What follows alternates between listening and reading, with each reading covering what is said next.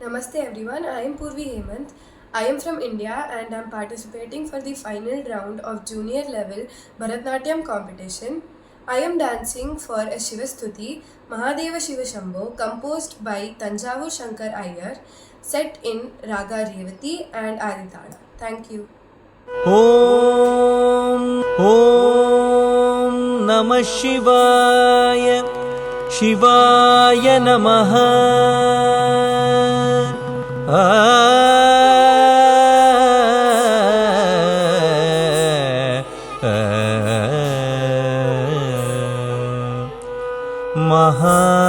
महादेव शिव शम्भो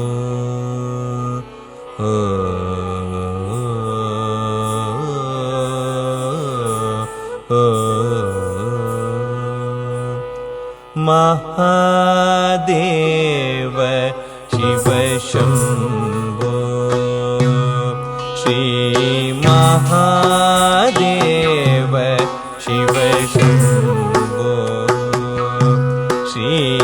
महादेव शिव शम्भो श्री मारकोटि सुन्दर प्रभो श्री महादेव शिव शम्भो श्री मारकोटि सुन्दर प्रभो श्री महादेव शिव शम्भो धीं धीं तक्क धिम्मि धिम्मि तद्धिम्मि तद्धिं तरिकिट तत् तरिकिट तत् तरिकिट तद्धिम्मि तत् तरि तरिकिट तत् सहस्र कोटि जनपालना सहस्र कोटि जनपालना साधु संरक्षणा पावन साधु संरक्षणा पावन तटवन मुनि जन सकल सुरासुर सन्नुत पाद किङ्किणि झं झं झण झण झण झण नूपुर लय गति कण कण कण कण विधि हरि सेवित साधु संरक्षणा पावन साधु संरक्षणा पावन महादेव शिव शम्भो श्री मारकोटि सुन्दर प्रभो श्री महादेव शिव शम्भो सर्वेश्वर करुणाकरमूर्ते सर्वेश्वर करुणाकरमूर्ते सामगान प्रिय वेदपूर्ते सर्वेश्वर करुणाकरमूर्ते तक्कुडु दिक्कुडु तकतरिकिट तकतां तत् तत् तक्किटकिट तकतरिकिटकिट तकताण्डव अम्बर दिक्किटकिट तकतिमिकिटकिट तक व्याघ्रचर मधर तुङ्किटकिट तक तृणकिटकिट तक त्रिशूलधर नङ्किटकिट तक ननकिटकिट तक नन्दिवाहन नादयोगप्रिय नादयोगप्रिय सामगान प्रिय वेदपूर्ते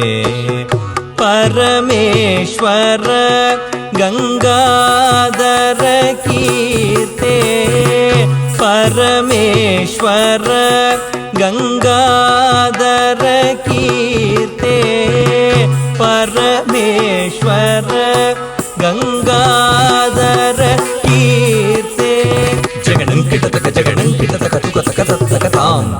जग जग जय जय शशि रविभूषित परमेश्वर गंगाधर कीर्ते पतित पावन श्री पशुपते पतित पावन श्री पशुपते तदीं धीं धीं रूप भयंकर डमरुगहस्त तृतीय सहस्रदीक्षितनाथ नटेश कवुत्वं तक तकतां दिगि दिगितै तक्कु दिक्कु ताकिट्ट तुं किट किट तकिडन् तुं किट किट तकिडन् किन्नं किट तक दिक्कुत्तां तत्तां पतित पावन श्री पशुपते पतित पावन श्री पशुपते पतित पावन श्री पशुपते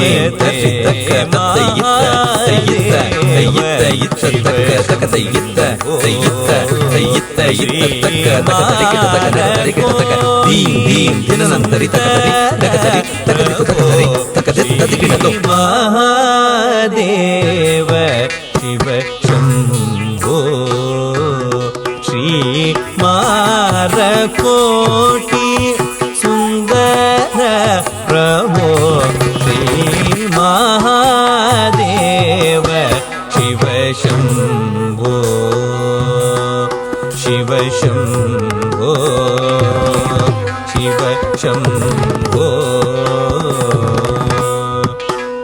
ॐ नमस्ते अस्तु भगवन् विश्वेश्वराय महादेवाय त्र्यंबकाय त्रिपुरान्तकाय त्रिकाग्निकालाय कालाग्नि रुद्राय नीलकण्ठाय मृत्युञ्जयाय सर्वेश्वराय सदाशिवाय श्रीमन्महादेवाय नमः।